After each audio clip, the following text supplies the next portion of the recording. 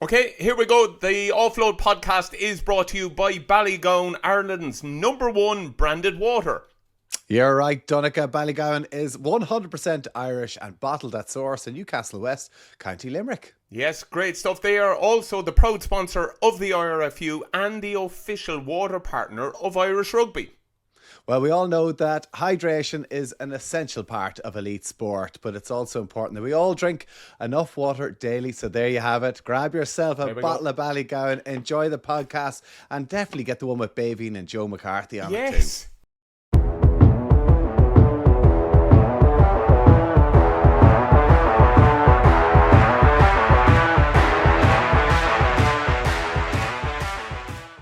Right, there we go, Dunners. We're going to keep it short again because you want another drop. Listen out, we're picking up George Jake at the swim. I'm pulling out like foundation blocks of trust with my kids are like Jenga at the moment. And if I don't make it to the swimming pool to collect them this week, we're in trouble.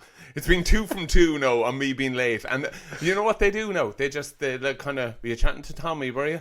Like, in other words, like, that's what you do, filling your time instead of us. I love that. The swimming teacher's even going, is your dad recording the podcast? He is, yeah. Okay, well, listen, come on back inside again. Exactly. Here, before we get started, remember it is Friday. The podcast is out. We are live in the Olympia, the 3 Olympia, next Wednesday, the 5th. We've got some great guests lined up. It's going to be a great night. There's a few tickets left. So if you do want to come along to us and hear us chatting all about Ireland, France and having the crack, we've loads of good stories as well. So we'd love to see you there. So do come along next week. It is going to be the start. Like, we kick it off Wednesday. It's going to be an amazing week, Tommy. So if you, like you said, if you are around Dublin, we would love to see you in the 3 Olympia. I promise we're going to bring our best. Tommy mentioned some of the guests we have as well. I promise they're for us some of our greatest teammates. So we are going to have a ball. So get involved. Good fun. Here, we'll start off. Have you seen the news this week? Big superstar signing in Toulon in France. Yes. Nonu. Remember Nonu? It seems like a million years ago since he played for New Zealand, the centre. He's 42. I gave you a hard time for sticking around for a long time. He's 42 and he signed for Toulon. 42. They're second at the moment in the French 14 or whatever the league is called. Top 14, so, yeah. Yeah, so he's going in as a medical joker. Whoa, Tommy. 42. Good on him. And do you know what?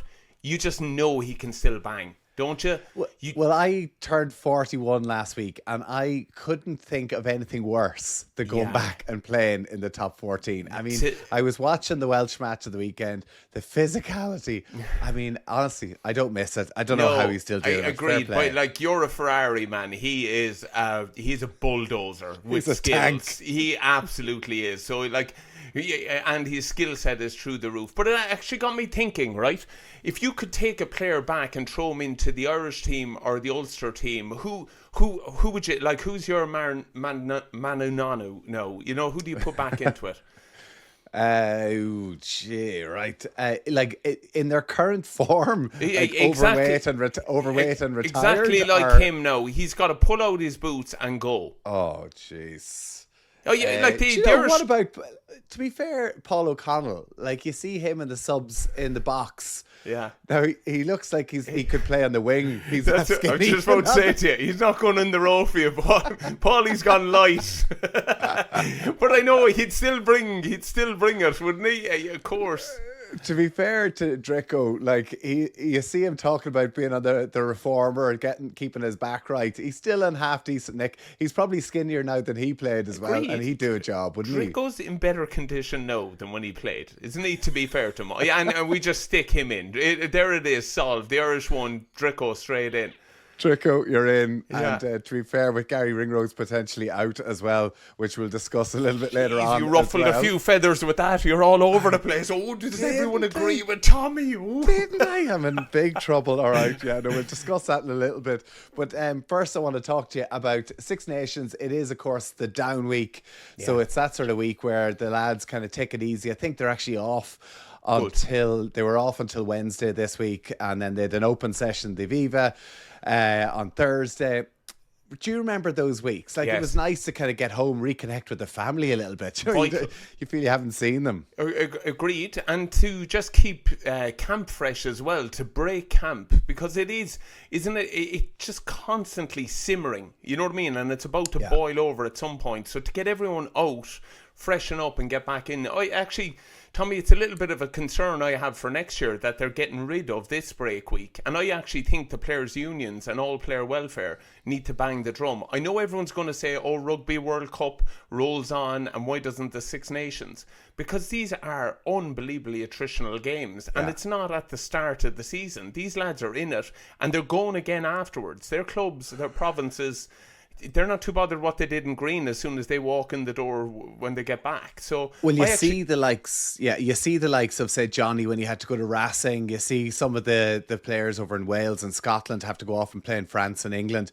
They are buggered. Do you know what I mean? Like the Irish and the other countries where they can look after their players, give themselves that down week. It is so important because the matches are so attritional, like we just said. But you know what? It's going to harm us more than everyone else, I think. Well, sorry, not everyone else. But I think if you look at the depth of Irish rugby, maybe the 8s and the 20s showed it. It isn't as deep as everyone thinks. We've a great group, you know what I mean? But it's not as depth heavy as people think. And when you lose players, and that's what you're going to do, Tommy, you're going to lose guys. They're not going to be able to get back into it. And I think it's grand for England, who have 10 teams, and France, who have 14 and even more. But I think it could hurt us a lot. It'll hurt the Celts, really. It'll help us in the sense that we are very good at resting our players. A lot of the other countries don't get to do it. But I don't agree with you. We don't have the depth. I mean, the A team that played, I would argue, was not really our A team. Like, there was a lot of players that, if you're going to think that who's second up into the starting team, I don't think that they're playing. I think a lot of players who are picked in that were picked by Simon Easterby or Andy Farrell to get given game time to let's see how they go. And then the 20s, of course, lost to Wales, which was a big shock. But at the same time, like, the Irish 20s of the last couple of years have won, 3 or 4 Grand Slams? Yeah. So, I mean, we do have good strength and depth. I don't think, personally, my own personal view is it isn't as deep as France or England or any of those. So I'm not just saying that. I want to see the best players go out. So if this week gives those windows to freshen someone up and make sure they get on the pitch, when it comes to Six Nations rugby, it should be all the best. And I actually know it from playing at even club level. You're asking those front 5 forwards to keep going. Honestly, actually any of them know the way that game has gone. I think honestly, all the players' unions, all the player welfare officers, they need to be banging on the door to the Six Nations and say no way. And like, I know everyone will say, oh, you know, it's better this week doesn't help for marketing and stuff. It's gone, man. It's gone. Do you think so? I don't think it's gone. I don't think it's gone if the players actually put up their hands, and if more of us say this isn't fair to them. It isn't right that we expect them to bang that much. Well, I would like to see a shorter season. And if that meant so the games had a bigger window, but if this has just been done so that more club games can be squeezed in, if the season go on longer, which I would say you're probably right is what they're doing. Yeah, that's where the question marks have to be asked. I look, I don't fault France in their blindness to drive on. They're even playing. Their league is so important. But they're even playing this weekend. Like, Rog lost to Racing at the weekend. You know what I mean? They drive on. Whereas, you know, in England they're playing cup competitions. We're dotting into. But I do feel the provinces are kind of lost. Like, it is a bit of a lost period, and obviously the provinces are playing tonight and tomorrow and this weekend. Like, I just think without, you know, those gap weeks, it's hard to have that consistency in it. Yeah, agreed. Look, I think it's vital. I think it should continue. I think the players' unions need to voice up and stand up for the players here. They do need support. It is wrong to expect those lads to go out in non-stop 5 weeks in a row. I think it's really kind of, honestly, it lacks everything when it comes to player welfare. And as well, it'll kill the crack. Tommy, we've been in camp, man. The break week leaves to you doing stuff with the social committees and stuff. Maybe there's this is what I wanted to ask you. Like, this is something that we were going to talk about 2 weeks ago in the last podcast, but we were talking for way too long, so we thought we'd discuss it again and kind of explain to people, because this was one of your main roles within the Irish team, is picking Like, Jane, what? No, not picking the team. Not picking the team. Not picking anything. Picking the social committees. Can you talk us through the different social committees and who were your standout players from each one? Exactly. I know people listening to this will think it's really childish, and I don't want to take away from the fact that everything is done for you within camp. There's brilliant people like Ger Carmody that just act, and Rala that just make things motor. But you want player ownership. So we used to put in, and I probably inherited a role from Guy Easterby, which was top of the bus. So basically, you would have to go up to the top of the bus and just keep things moving along a little bit and set out certain kind of fines. And add a bit of crack, because like you finish training, there could have been a bit of a bust up. There's a bit of like tension in the air and everybody's kind of on edge because you're all fighting for position. And then of course up Donncha gets up and it's always at the top of the bus. The microphone's not working. You're there tapping on. Hey, lads, can you hear us there? And they're like, do you know what I learned? Guy Easterby was brilliant for me because the punishment is severe on top of the bus. If you aren't nailing it, all you can hear is the murmurings of off the bus. Off the bus. I used to go to training with, if we were in New Zealand, with $20 down my sock, knowing that I might have to get a taxi home from a certain spot. There was once he kicked me off in, where were we? We were in Hamilton or something like that. I got kicked off the bus. And I remember I flagged the car down behind me. I was there. If you can get me to the hotel before them, I look after you for a few quid. He was there. I don't want a few quid. Give me your kit. So I remember, like, as he came into the hotel lobby, I'm just sitting there in my jocks. I was there like, hey. I was like, anything, you gotta beat the bus. But literally, people probably don't realise we were literally on the bus and it would pull over on the hard shoulder. And literally the doors would be open and like it's completely mob rule. It's literally off the bus and like lads, please don't. Remember we like kicked Trimby off one time. I felt so bad for him. I mean you're off and the bus takes off and it's like do you know Dumb and Dumber? Do you know like all the hot girls and they just wave. We're looking for two lads to oil us up. The town's that away. But yeah, so what my job was to break up into different committees, and I know these sound childish, but there was different things. So there was stuff like there was laundry was for low caps. If you were on laundry, and that got better because Rala was so great. But at the start, when laundry was just thrown in and everything came back in a massive pile, and you had to pair up Keith Woods and Peter Clossey's socks, that was a tough job. Well, this is it, because everybody would write their name on the tag and you have to go through all the things and find out whose is what's and all the different sizes and all the socks. It was just a mountain of socks on the floor. It really was. And honestly, some people were so finicky because you just thought if you found one, pair it with someone that wasn't labelled, then you've other people coming back to you like David Humphreys going, why did I get the wrong socks? You're there, oh jeez man, give us a break, you know. I loved the bit as well where you had to like all the lads' jocks are there as well, and you'd have to like some of the forwards and the big holy holes all over them. But not even that, literally hanging together with a bit of string. It was like being around your brothers as well. If someone threw a deadly pair of jocks in, you were kind of thinking, do you know what, I'm going to, and then it was, hey, they're my jocks. There's a bit of that going on. I used to have the real old like schoolboy ones, you know, like the big flary boxer shorts. Yes. And then I was so mortified when they kind of landed in the laundry. I'm like, whose are these? People going through it. I think my girlfriend or someone at the time, I had these like silk ones. Oh wow! I mean, I never laid that down. Yeah, of course. So yeah, laundry was low caps. You were in charge after do that. Yeah. Do you know what the toughest one always was? And you had to put good people in charge of it. And if you got picked for it, it kind of said you were cool in the squad. But music, the likes of Malcolm O'Kelly, Cian Healy, and trying to get it right for the group. You can't just think of your own taste. You got to think of what gets the bus bopping. But like, if the music is bad and Cian Healy's on music, all you can hear is off the bus, and we're like, Cian, bye. But Cian saved himself eventually, so he got everybody at the start of the squad to pick a song. Yeah. So everybody had to pick a song, and you were kind of going like, "Do I push the boat out here? Like, do I pull a bit of Taylor Swift or something?" Yeah, like, exactly. So like people would be picking Safe, and then someone would pick like a bit of like, I think Dev Toner picked like TQ West Side. You're like, Dev, what's going on here? Brilliant. I love it. Because to be fair, Cian could get the rap for it, but if he was good enough to kind of go, do you know what, lads, that's not actually on me, that's on Dev. Straight away, he's gone. And then, of course, someone would pick like Bohemian Rhapsody, and then the whole bus would be, there's a couple of winners in there. Yeah, and that was it, trying to get the... But then there was brilliant people, like you mentioned Andrew Trimble. Trimby, you'd give a job to, like, tourist information. So we're on tour, we're in South Africa, or we're in New Zealand or Australia, wherever you are.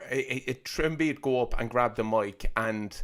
Honestly, it was like a stand-up set, wasn't it? That guy, isn't he always the guy that no one expects to be the greatest crack? That is the most fun ever. Just this complete dry humour. I actually think he was in charge of the music the time that he got kicked off the bus. When he does tourist information, brilliant. Because to be fair, this could be like we could be on an off week, and a lot of the time we would go down to Munster or we go to Galway, and Connacht would be up in Ulster, and he'd kind of stand up, go, right, here we are, lads, in Galway on our day off today, we could do this is one of the sights to be seen, and it's generally just ripping the piss out of wherever we are. It's great. God rest him, poor old Paul McNaughton. We'd run him with the bus driver because Trimby went over the top one time on slating an area.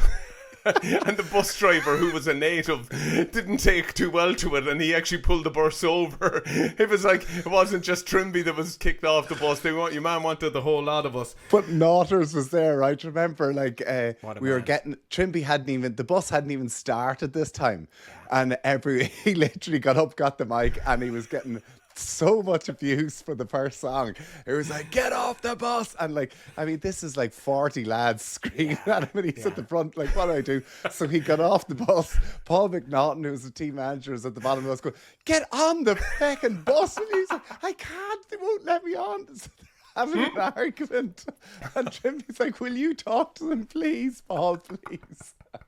What a great man to be surrounded with. You know what I mean, for us. And just, do you know what, he got lads as well, didn't he? Like Paul, he was able to have a balance on knowing what's a bit of rogue and when you needed to pull your head in. And he just knew we were such dopes. I mean, Paul, a businessman, had been there, done it for Leinster, for Ireland, whatever else. But I mean, he just saw some of the questions with us throwing to him. He was like, do you remember that tour to Australia? And I think Decky or whoever it was, someone was framing it as, we've never been victorious here. And to be fair to Paul, went, oh, hold on, I have. And we were all like, straight away, you're like, whoa, you know what I mean? That credibility of...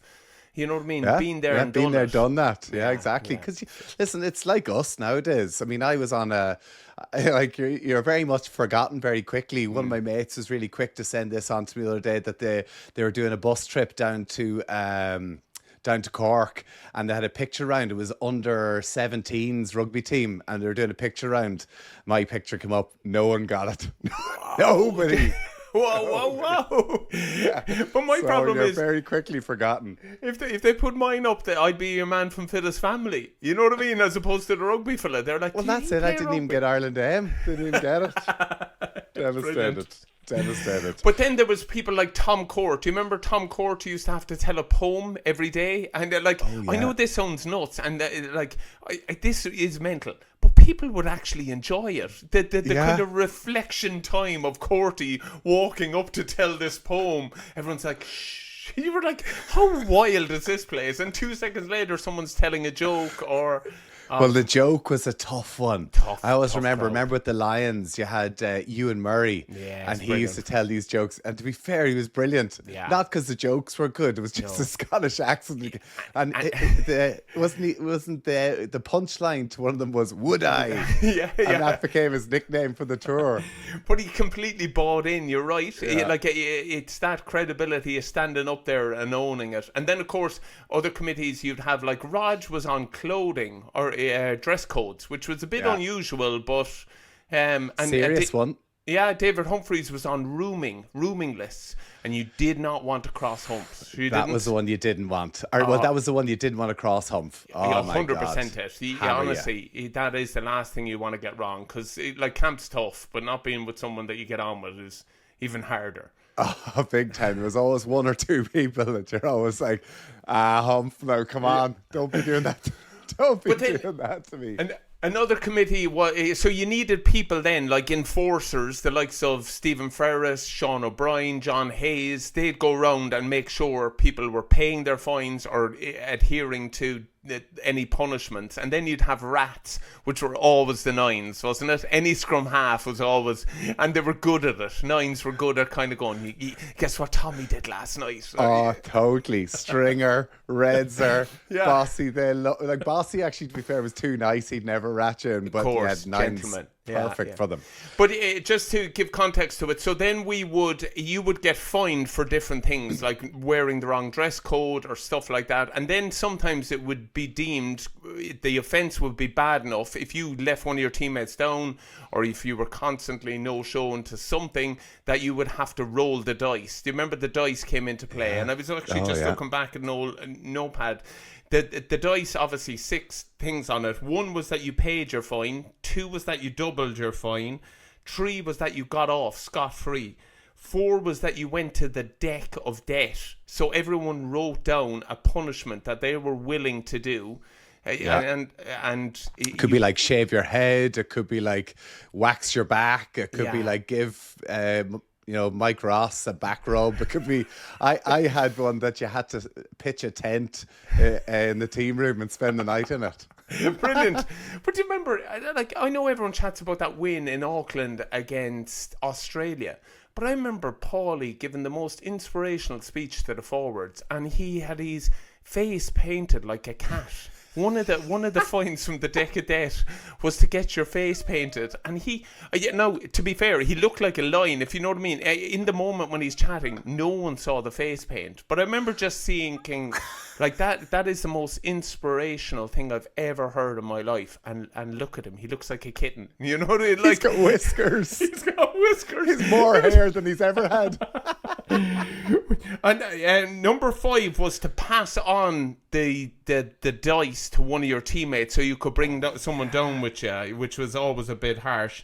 And then 6 was roll again. So it was great fun. So then we would get money into the pot, and to be fair, depending on the fines, you could have a few £100 in there. Well, I think we had to start off the campaign by everybody putting €50 in or €100 in each, so you build the kitty up big time at the start. Exactly. Everyone got fined 50 on the way in, but that also went to, I know this sounds nuts and shows a million miles how it's gone, that also went towards Rala getting socks, jocks, cotton buds, mouthwash, everything for the lads as well. So it's all needed. It was all needed. But then, so were you on a committee? Like, were you in the social committee with us, or is no? I wasn't, but I remember getting the blame over you, because can we tell this story? Yourself and Tomas O'Leary and a few others, but you were on the entertainment committee. So exactly this week now, no real games.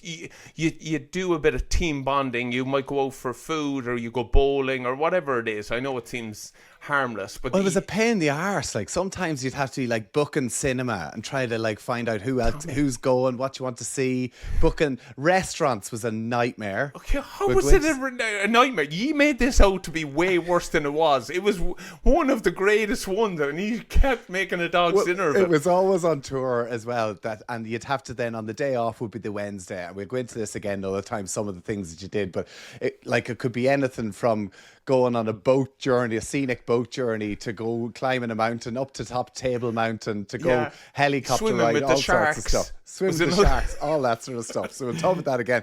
But there was the one, I'll tell you, I know you're teeing this one up, because it was around this sort of week in, it must have been like, I don't know, 2010, 11, 12, whatever else, but myself and Tomas O'Leary.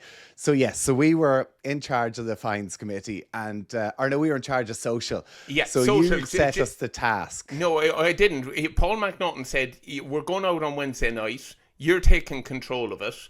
So, you know me, on you go now. You like, we'll help you and support you in any way. So then I gave you, I think at the time it was around 530 quid we left in the fines money. And I was there, okay, make Wednesday a blockbuster.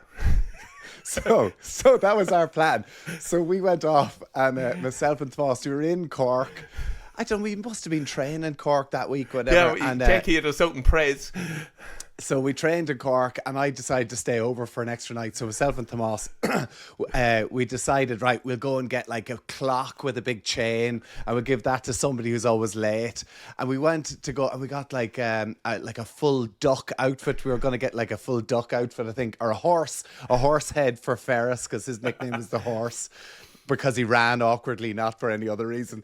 Then so the big thing was, right, our first thought, we thought, right, we'll get loads of T-shirts printed. So we had these ideas. We're going to get pictures of the lads, get these T-shirts printed. So we went into this embroidery and printing shop, and we had, I think, 5 T-shirts getting made. So we went in, set the order for these 5 T-shirts. He says, okay, that'll be ready in an hour. So we're like, oh, geez, right, okay, well, what are we going to do? So it was right next. I had to text Tomas with this. So it's the Oval Bar, right? So there was a bar. It must be 1 o'clock in the afternoon, and there's this pub there in the middle of Cork called the Oval. And we're like, come on, should we go get a quick pint, will we? So we went in, and you have to pull back the curtain, and then next to you there's this fireplace down the bottom. And we thought, come on, we'll go in here. So we went up to the bar. We'll have 2 pints of Guinness, please. Happy days. And we went down, sat beside the fire, kind of waiting to go get the T-shirts printed. But then all of a sudden, another 2 pints got delivered down to us for somebody at the bar. then another 2 pints got delivered to us down beside the end of the bar. So then all of a sudden, we're 3 pints in, totally forgetting about the T-shirts, decided to buy pints. We're €500 rich in our pockets here. Drinks are on us. So the drinks were flying. My uncle came in, our step uncle came in to join us, right? He just said, I'll call in for a pint. He was there. We were so hammered at this stage that he was telling us about he worked with Bowe, her charity, and how he goes on these trips to Uganda and Rwanda. Myself and Tomas signed up to go to Rwanda. We didn't even remember. We were promised that we were going to go see these gorillas. And that's another story as well. We ended up going to Rwanda. We were going to see the gorillas, but we were so hungover on that one. So anyway, so we got pissed pretty much on the full kitty. Spent every penny of it. Didn't have any T-shirts. Didn't have any clock. Didn't have any horse outfits.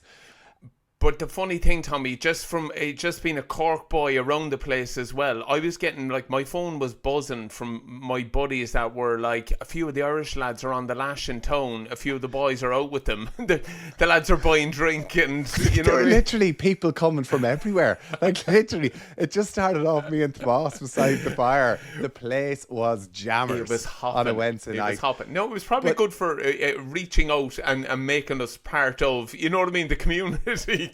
A big time. But you know what, Dunners? So that night I had to stay in Tomas's house, and then I had to go into the Munster gym. And you lads were all, so we had to do like a fitness session in your gym, and I was at the Ospreys at the time, so I had nowhere to train. So I just jumped in with you lads. But I can't remember, it was a Tom, maybe was a fitness coach at the time, but he had us doing these circuits. Tom Cummins, yeah. Yes. Yeah. And I was so hungover.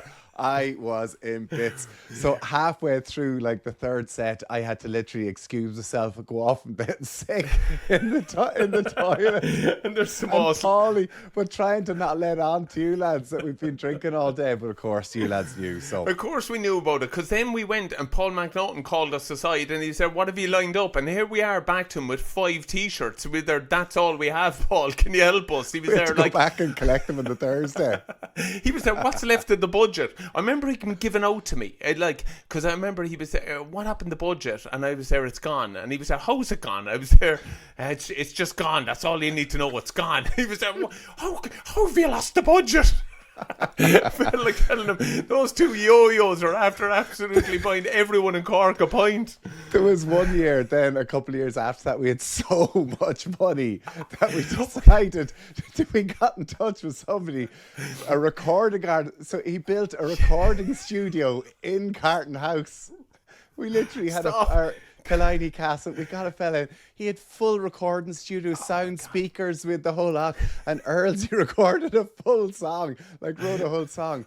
Oh my God. Oh, whoa, brilliant times. Like, honestly, and to be fair, Paul McNaughton bailed us out of it. He organised dinner, cinema, bowling, the whole lot. As the 2E went around, absolutely. See, when the lads found out that we'd wasted all the money, like, you know, that wasn't funny. The lads were not happy. No, it wasn't. But like, only, honestly, I'm not just saying it about you, but only Tomas could do it. Like, Tomas O'Leary, could he have cared less? No chance. He walked in. So brilliant times. So good. Good times. So that's what the lads will be getting up to this week. I'd like to think maybe a recording studio out in the hotel there, loving life. Right, we'll move on to more important matters. Before we do, want to give another big thank you to Ballygowan Natural Mineral Water for supporting the podcast. Great to have them on board as ever. Yeah, and we've such exciting news, Tommy. We are giving away 2 tickets to Ireland versus France, lads. The biggest game in the championship. These tickets are like gold dust. I might be entering this one myself, Donncha. To enter, all you need to do, right, you have to follow Ballygowan, follow the Offload on Instagram. You have to like the competition post and comment on who you would bring with you to the match. My God, you'd be the best friend of all time to bring them, because these tickets literally for Ireland-France are gold dust. Oh, it's the championship right there. Yeah, it's going to be an incredible week, Tommy. Obviously, you can head to our show on Wednesday the 5th in the Trio Olympia, and then to the Aviva on Saturday for the big one, Ireland versus France. So what an exciting competition. Going to be a hell of a one. Check out the Offload podcast on Instagram and Ballygowan as well to see more on that. Right, let's get into. I caused a bit of a stir, obviously, at the weekend around Garry Ringrose's red card, Dunners. Yeah. Now, we're recording this before we know what Gary's punishment is. You were giving him life in prison at half time, weren't you? I wasn't, right? I'm joking. I kind of think, right, so the 20-minute red card has come in, which I'm a big fan of personally. But I do see where people who don't like the red card think, well, it's too easy for the player to go and get sent off because they know the ramifications aren't that big. Because, like, you look at it for Ireland, like, Wales would be pissed off because Garry got red carded, rightfully so, in my opinion. 20 minutes went past, Wales scored 13 points. Played unbelievably well. And then all of a sudden, Bundyaki comes on and absolutely had a stormer, completely turned the momentum of the game. He was amazing. He was like the Terminator, wasn't he? He was. And fair play. And that's amazing. And I kind of think I want to see 15v15 on the pitch because you pay a fortune for tickets nowadays. And I don't say Ireland, say Wales were the ones to get the red card. That'd be them gone. Game over. You know, it's not interesting. Like a World Cup final, someone gets sent off. You don't want the game to be finished after 20, 30 minutes. In my opinion, that is. But if you are going to have 20-minute red card, to make sure that the player feels like they've done something wrong, I feel that the players need to be hit hard with either a ban or a financial hit, so that they won't do it again. Like, it has to be about deterrent. It has to be about stopping these head-high collisions. And I know Garry is not a malicious player. I know it was a mistake, but he does shoot out of the line. He does make these big hits, and sometimes they go wrong. And I just thought that one he got wrong, head-on-head, red card. And I think he should get, like... And it's not because it's Garry. Like, this is anyone. I want to stamp these head-on-head collisions out. And I want the safety of the players. I want to feel like my wife, my mums all over the country, all over the world, feel that rugby is a safe game. And I think you have to really hit people hard for, you know, when they step outside the line. Yeah, absolutely. Look, I think you've hit a number of points there. One, on Ringrose, you're right. What a talent for actually doing that. That 13 position, to be able to make reads like he does. You know what I mean? Like, he's amazing at it, yeah. That's what's going to happen sometime. When you shoot like that, that's the repercussions of, you know, getting it wrong. Because it's all or nothing. Like, if you go back to the Henshaw one, against, who was that when he shot out? Was it England? And didn't time Hugh Jones right. against Scotland. He missed it and nearly scored. Gibson Park made that tackle. Us. Yeah. So like it's all or nothing out of that in that position. It is the hardest place to defend on a rugby pitch. 13 that without doubt. Listen, that's why Brian O'Driscoll and why Garry Ringrose is so good at it generally. He's amazing. It's obviously, I think it's since Jacques Nienaber, now I could be wrong with this, his type of blitz defence, he wants to see players getting up into that passing channel. And listen, Garry, like it's, you know, I don't want to see Garry penalised just because I don't like him or anything. You know, this is just something I want to see in the game in general. Gutted, you know, you're gutted that there's finally a better looking back than you, and it's Garry Ringrose. Well, this is the other thing I got in trouble with, because I said, and I don't know where I was going with this, but he came up on the screen. He was looking so sad, and I was kind of going like, he's the sort of guy, you know, rugby player that you want to come home and take your daughter out. He's such a lovely fella. Brilliant. And then he goes tries to decapitate someone. But he is a great kid. He is unbelievable. And just even small little things. I know we chat about players apologising, but did you see him go straight over and make sure it was squared away? And I know people are remarking about that he's laughing when he's on the bench when someone's messing with him. But I think it's an execution error, Tommy. And like, we'd Nigel Owens on last week, right? He was brilliant. But like red cards, my view is different. I think red is red, if you know what I'm saying. But I do understand the dilemma we're in the game at the moment with head collisions. And I think we need to prioritise it a little bit. And I actually think maybe that is it. Maybe it's an orange card. Maybe 22 minutes is too short for it. There should be a greater punishment maybe with it. But I think it should be a fine for the union or the club or whoever the player is. I know what you're on about, saying punish the players. But the players are doing what they're told. He is doing exactly how he's been coached to shoot out of the line. And it isn't until you change the behaviours of the coaches to ask him to behave differently, and the only way I think you can do it in our game is money. And I think honestly maybe an orange card should go up, and straight away we all know that's a fine to that club, or that's a fine to that union that will go into, I don't know, some studies about our past players or head traumas or something like that. But if that's what we're putting it aside for, if that's what we're trying to stamp out of the game, hit him in the pocket. It's the only way it's going to matter. But listen, Nigel Owens was on the podcast last weekend, and I did corporate with him after the match, and we got talking about this. And like he came up, he thought the same as me. He thought, listen, you have to fine him. But he said what he said on our podcast last week. He said, if he gets a 6-week ban, he should get a 6-week ban. It shouldn't be reduced down to 3 for just saying sorry, because everybody's going to say sorry. You know, he's getting a tackle course. You know, you drop it down. Like if it deserves 6 weeks, give them 6 weeks. I'm not saying Garry does, because we obviously don't know what ban he's got.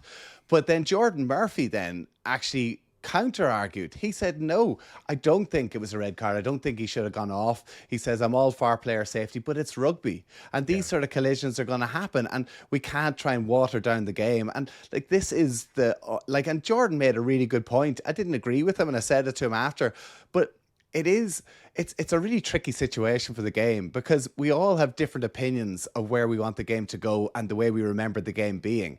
But there's no doubt about it. The game is as physical now as it's ever been. Yeah. The game in Ireland is booming, in particularly in Dublin, but there's lots of areas around the country and lots of other countries around the world where rugby is being questioned by parents whether they want their kids to play it, because they see these massive collisions at the international stage or a club stage, and they don't like it. And they're like, I prefer my kid to play football or hockey or whatever else. And I just think, if for the future of this game, we have to really think about how we're going to clamp down on it. And the reason I like the red card is because I'm thinking whatever about a Six Nations, like a Schools Cup match. You get to a Schools Cup semi-final or final, and one person has a rush of blood to the head and makes a mistake. I don't think that the rest of that squad, the rest of that school, the rest of that club, province, country should be punished for one person's reckless mistake. Yeah, but I do think that they should be punished.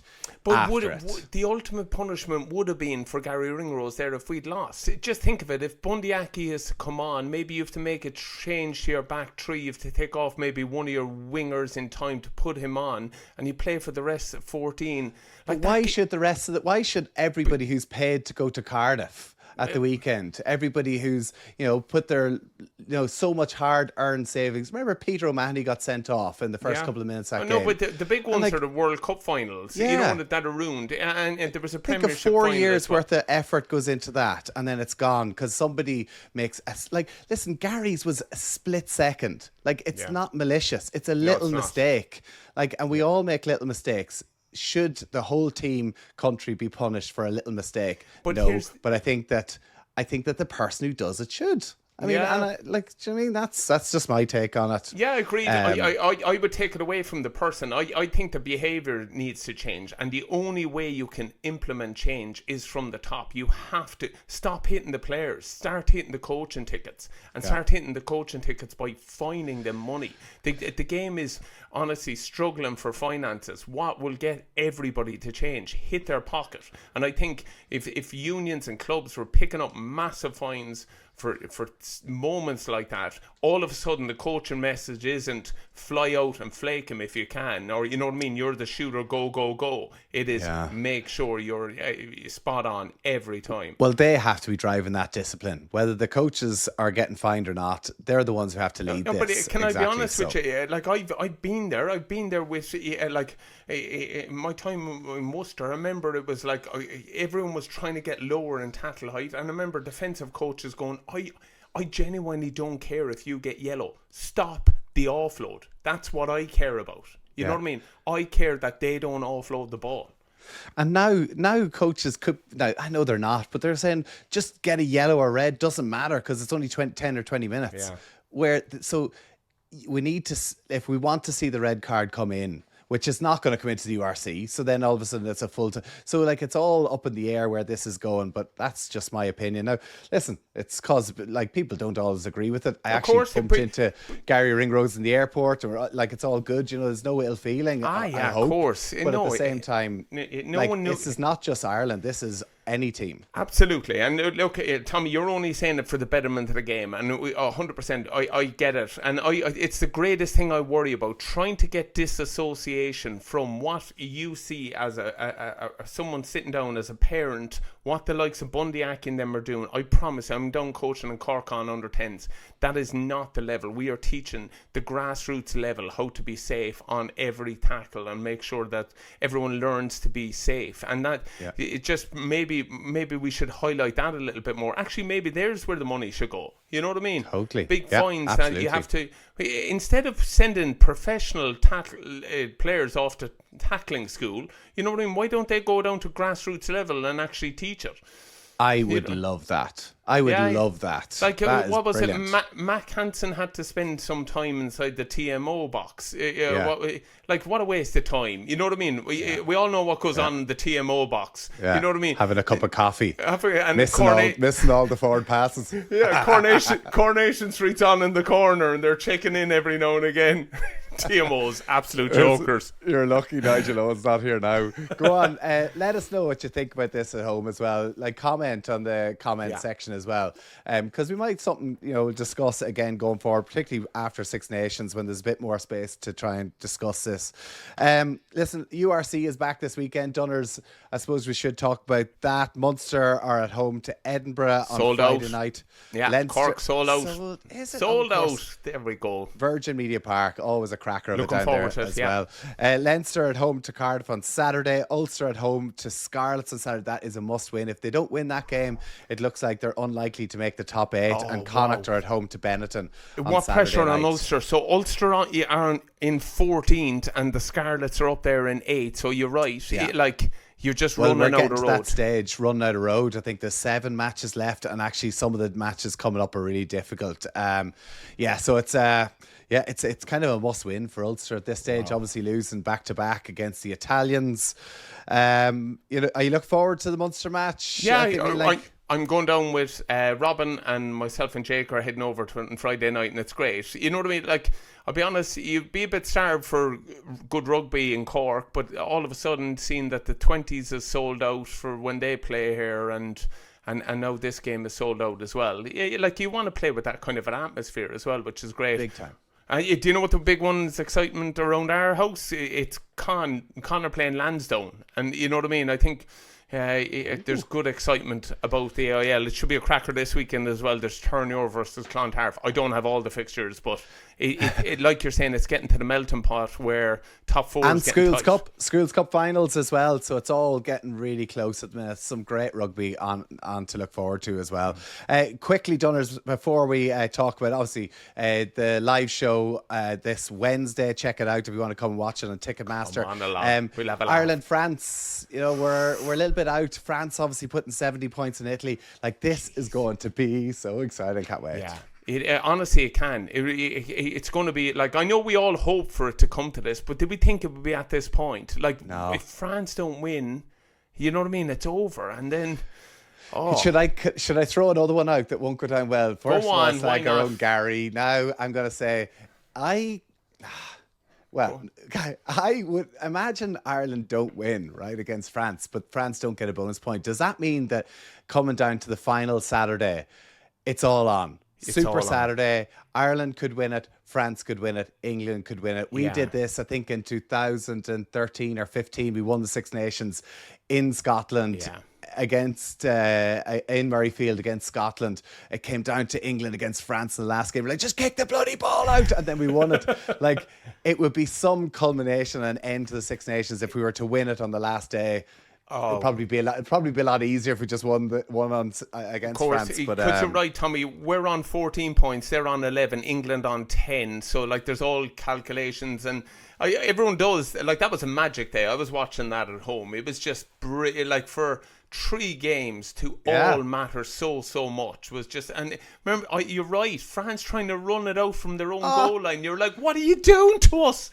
But like, in the lead up to the game against Scotland, Joe Schmidt told us in the meeting before going to the game, right lads, we need to win by 13 points. If we get, if we're ahead, it's obviously win the game first of all, but if you get the chance, we need to get the points. We need to go ahead. We need to win by 13 points. It puts us in pole position.